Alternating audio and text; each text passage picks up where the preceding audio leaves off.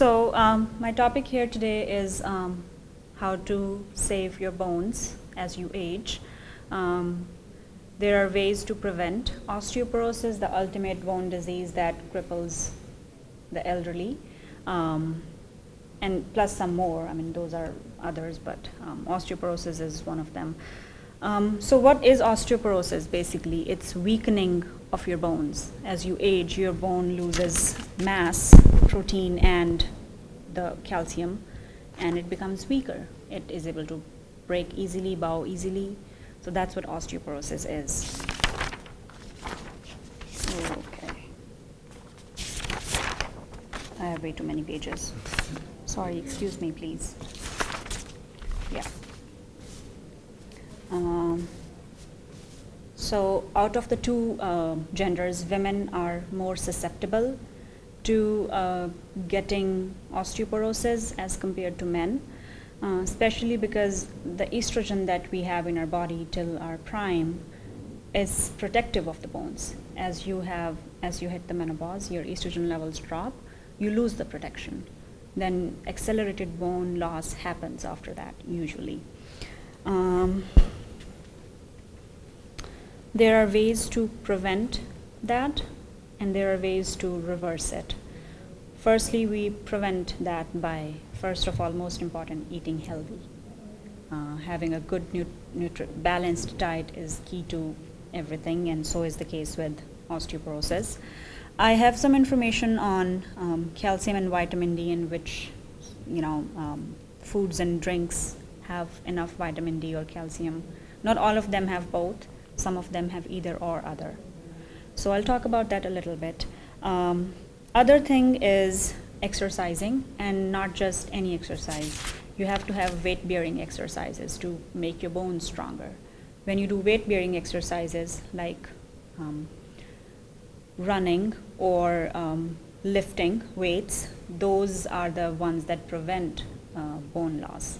Other exercises like swimming, or the ones that don't have any weight-bearing component to it, they are less effective. Of course, they help you lose weight, but they don't help with the bone loss.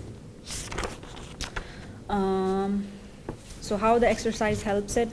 It increases the bone mass. You work more because bone is constant organ. It's not just a bone. It's constant. It's constantly making and breaking itself.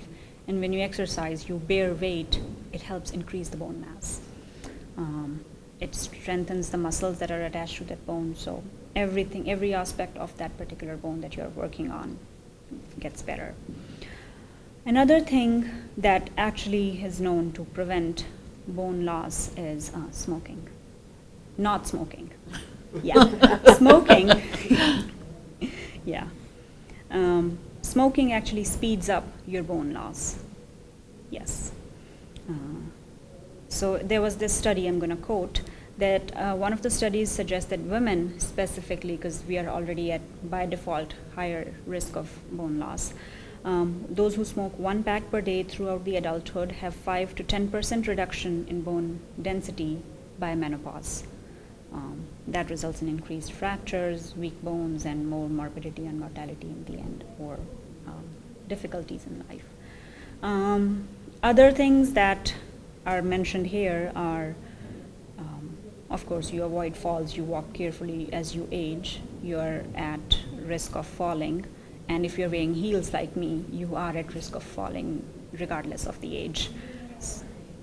Yeah, I do. Yeah.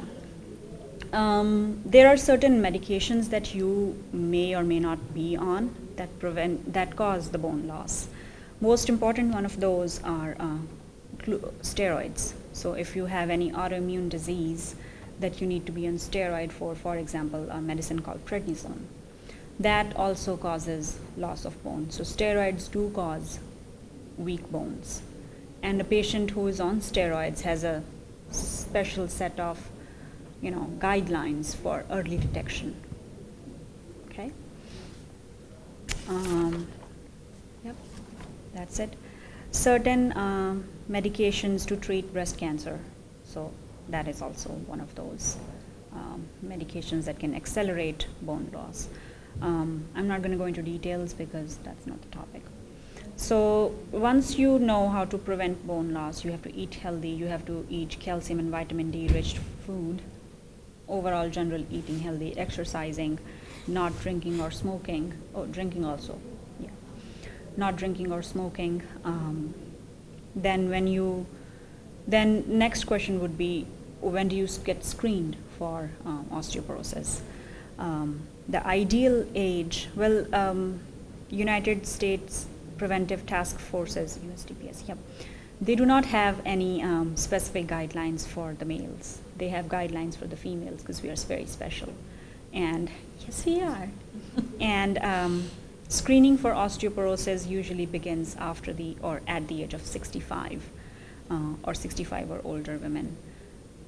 Or those women below 65 who have undergone early menopause. Or those who are taking steroids. They do not have any age limit. Those who have been taking steroids for a fixed number of time and higher doses, they are actually at risk of higher bone osteoporosis and bone loss and all those complications. So they get screened earlier. So what does screening involve? Screening usually involves we have done lots of osteoporosis evaluation visits. What we usually do is ask you questions about your personal history, your gynecological history, because that is important, your medication history. We do a full physical exam on you, and then we do or offer something called DEXA scan. You must have heard of it. That's getting the density of the bone through imaging. There are certain parameters to the DEXA scan. I have a table here. That is the bone density scan, yes. Here is the bone density scan.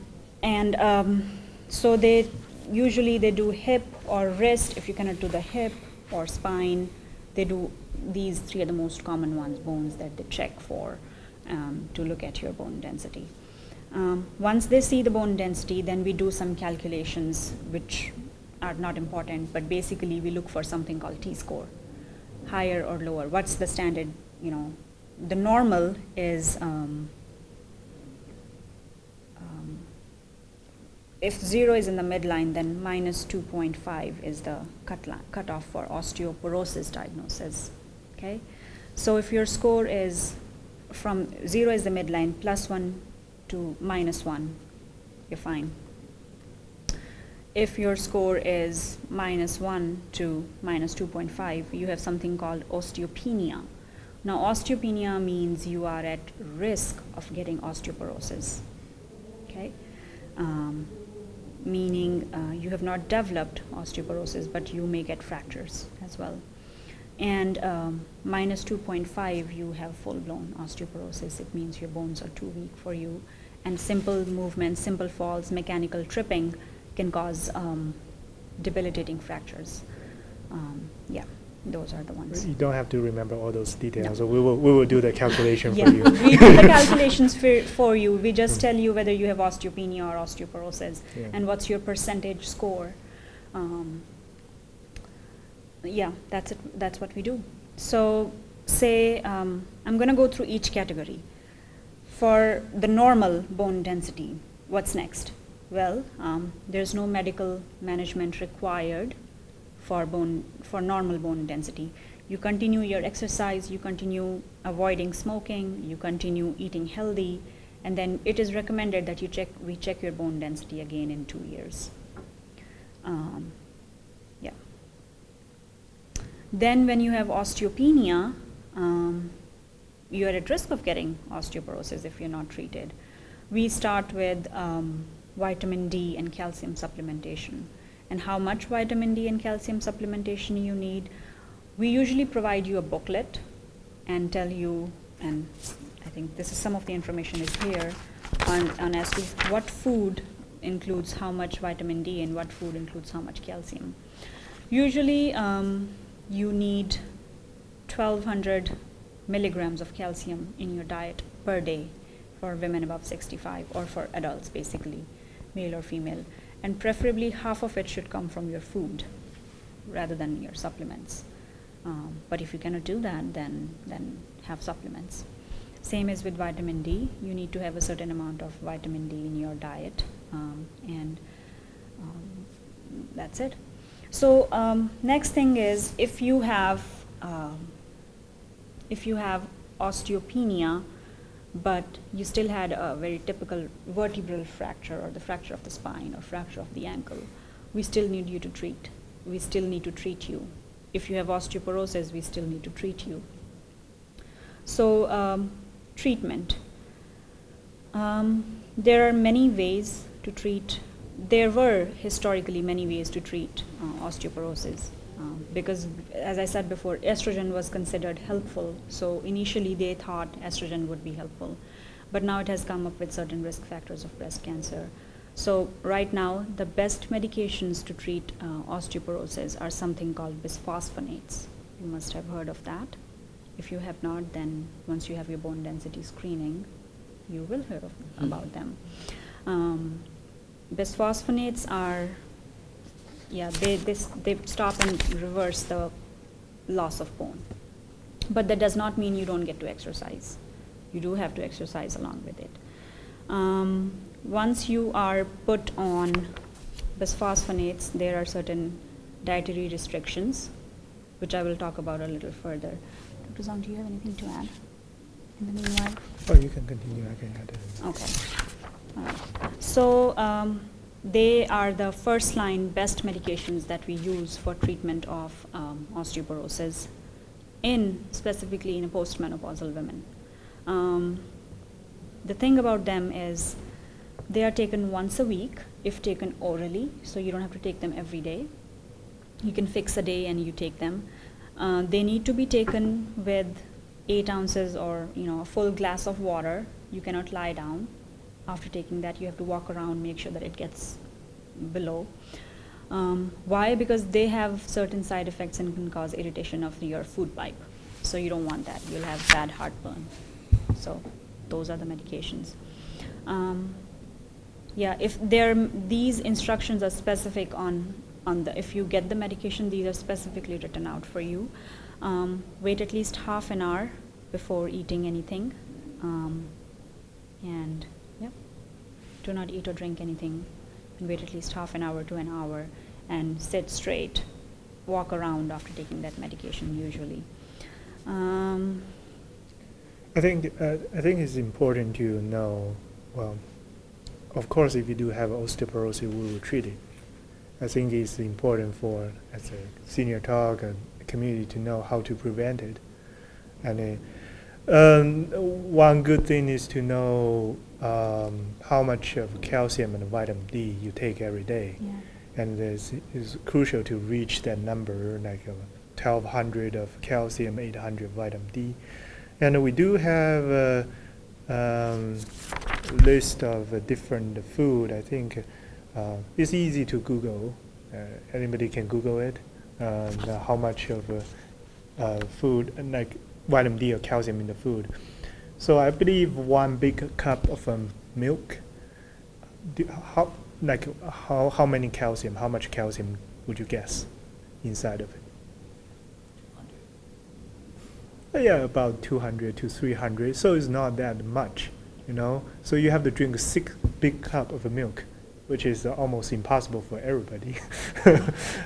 So, and the vitamin D, especially in Wisconsin, we don't have enough sun exposure. So it's interiorly is made by the skin, absorb the sunlight, and then converted some of the mechanicals in the skin into vitamin D. I won't go into detail about that. But since we are like almost half a year winter time, and nobody really get out and get a sun exposure, so most of us, I would say, if you check the vitamin D level, are deficient. So again, there is some like a vitamin D, like how much in the food, and it's hard to remember everything. But some I think organs, like they are like livers and Livers, they're- yeah. they are like, but then I don't think a lot of people like it. So another good thing to do is to take the supplements. I believe most of us do like take daily vitamins, and I cannot pinpoint how much vitamin D or calcium inside of it, because I think it's different based on the products.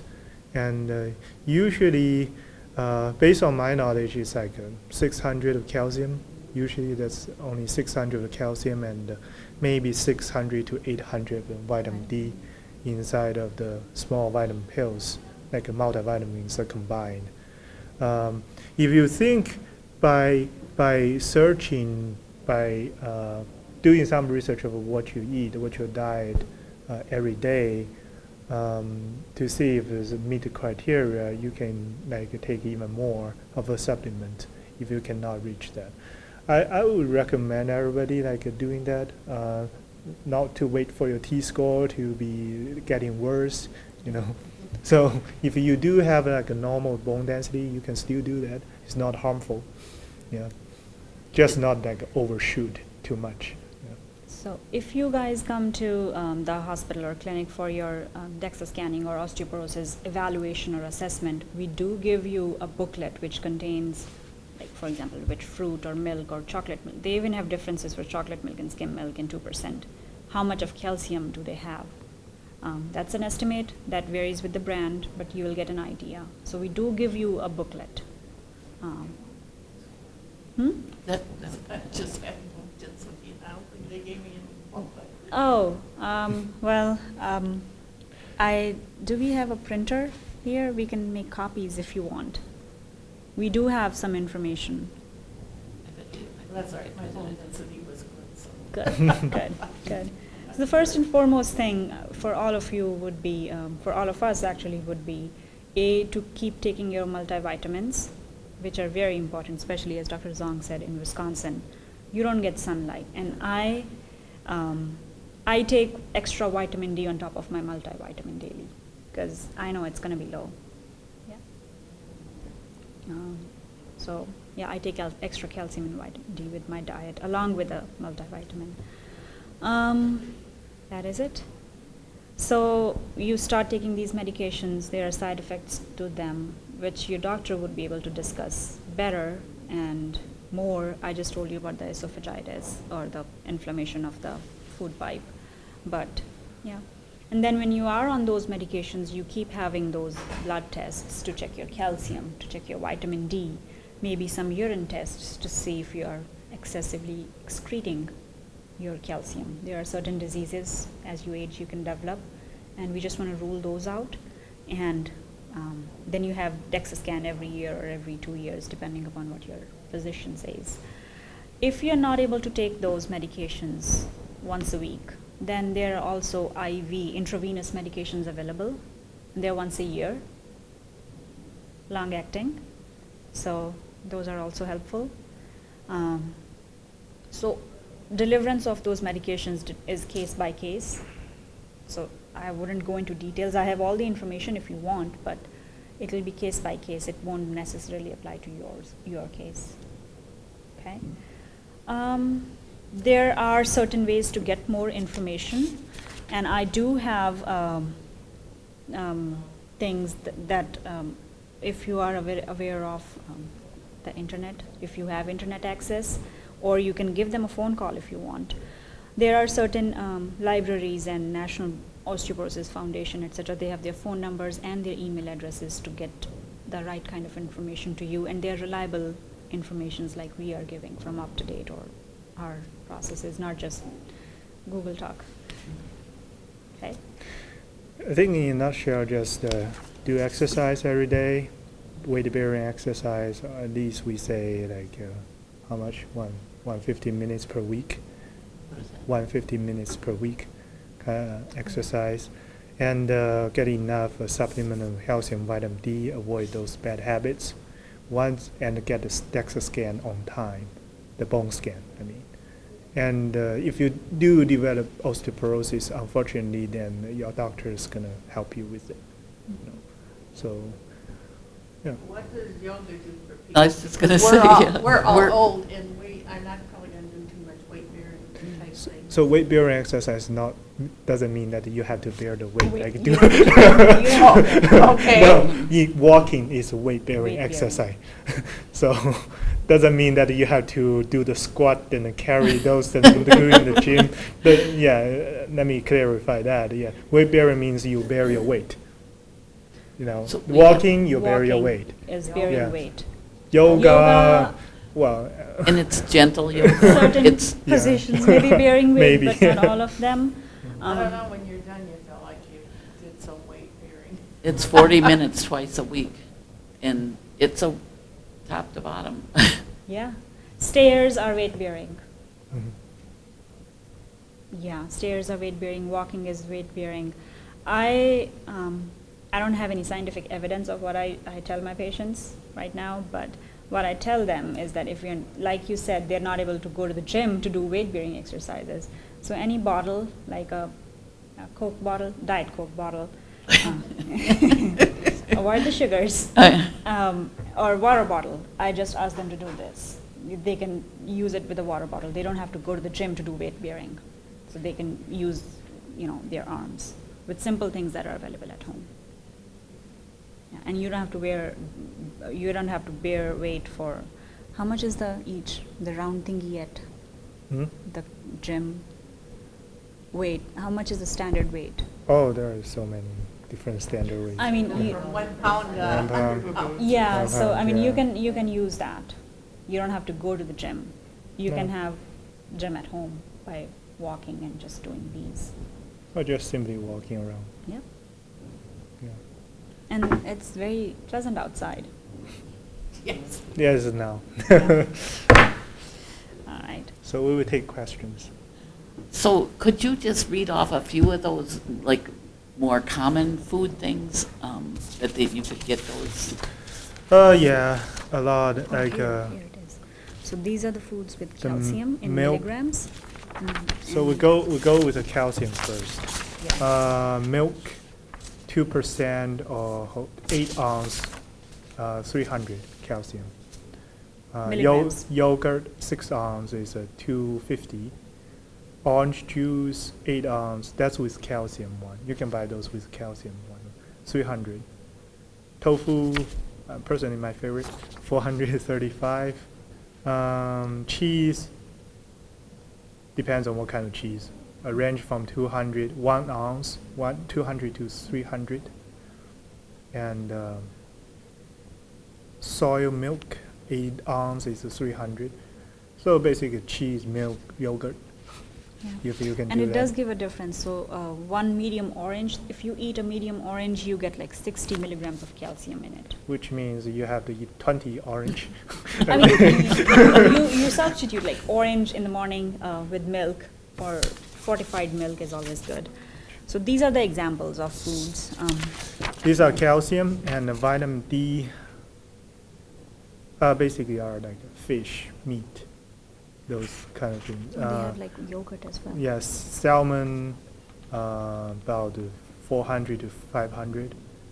And what else? Tuna fish. Milk too. Milk has only 100. Really, the one I would say rich in the in the vitamin D's are Salmon is cod liver oil. I don't know anybody do that. That's the capsule. Yeah, that's like a fish oil. Yeah. But Yeah. but like supplements, I know that, but I don't know anybody drink that or eat that as a food. No.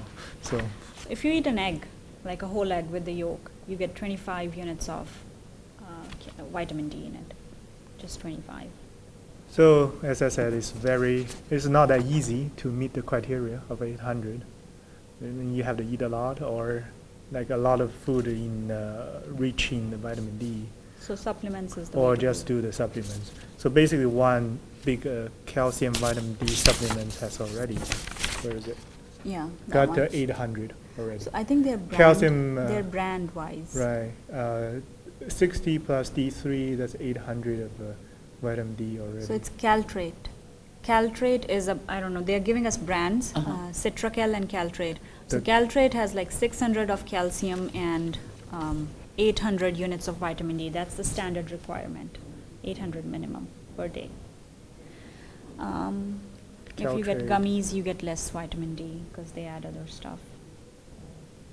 Well, I just got over-the-counter vitamin D3 just because I thought it would be a good idea. And they're so inexpensive and small. They're just little soft gels. So you have to, Easy to you must take. read up how much international units of vitamin D is on that. That's what I want to know. I'm going to go look after Yeah. I get home. Yeah, because- every supplement it has. They have it. They have in the small boxes. So how many would, it just says one a day is Once a day, recommended, yeah. but it'll depend on how many units are in there. Yeah. Right. And Yeah. so how many units would I need in a day? 800. 800. So if you have 1,000 international unit capsule, you take it once a day. That's way enough. That's Yeah, enough. and I guess I'm impressed that it's so inexpensive and easy to take. They're They're very expensive. inexpensive. If they make these things expensive, then, well, Yeah. Wouldn't go, yeah. And you can check if you take multivitamin, you can check it too, like in the small boxes. That it has a different vitamin, how much is inside of it, you know. so for example, if you take Centrum, if you look at, if you take I take Centrum Women 50 plus, because I am in Wisconsin and there is no sunlight. Come on, dear, there isn't. So that has like 2,500 units of vitamin D. The women, products are more focused on bone health, especially the elderly women products, 50 plus Centrum or 65 plus or something like that. So they have more calcium and vitamin D in them.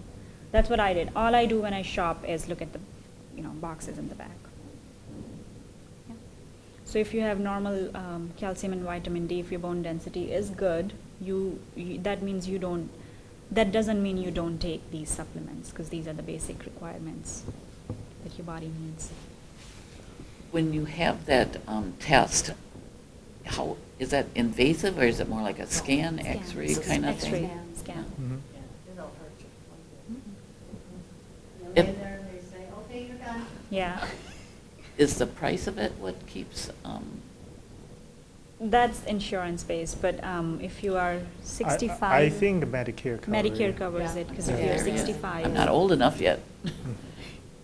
Well, you're getting there. Well, so are you. I'm already there, I've been there. Most insurance cover for these Yeah. things if you meet the criteria to After get 65? No, even before 65, yeah. if you meet the criteria for screening, most insurance do cover Yeah. it because Yeah. they don't want to cover for the bone fracture after you get fracture, How would a person know that?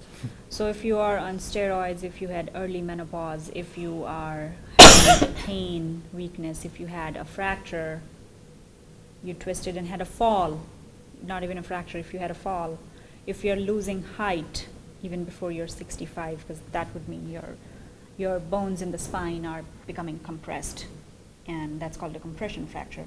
So all these are the risk factors, and that would, if you have any of those symptoms, I would suggest you talk to your regular doctor. Yeah, I don't really have any of those, so maybe that's why they didn't mention it. Yeah, because you need to have a regular doctor who takes care of all those things. Well, they do ask, but I don't have any of those symptoms. Oh, okay. Oh, I thought you said you don't have a regular doctor. My bad. Oh, no, I have he's right on top of stuff too, so. Okay. The treatment doesn't sound as bad as I thought it would be for No. osteoporosis. Once a week for that half hour, that isn't too hard.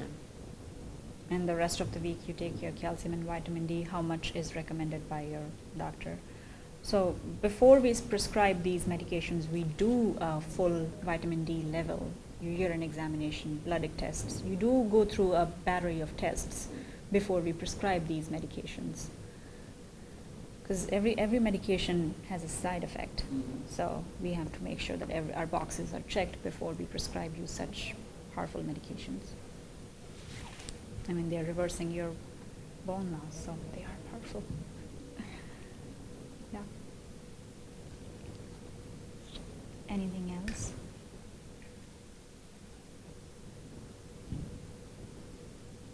Thank you, it's been very helpful. Thank you. All right, thank you. I don't know how to do that, but maybe we can get like copies. I just printed them off from the website that we actually refer to. So Yeah, just I think make some this one will be copies, the I would most say. this one will be the most helpful. I was about to bring those the cards, the calcium Ah. cards, but I was in a hurry and I left them on the What desk. website is So this is available to doctors. Oh. Yeah, I do have website information. So there is called National Women Health Resource Center. Let me just Google it to see if I can find anything. Yeah. I bet I would. Food rich in calcium.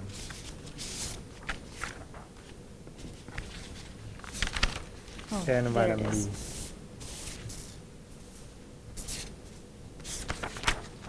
Okay, So, there yeah. are too many websites.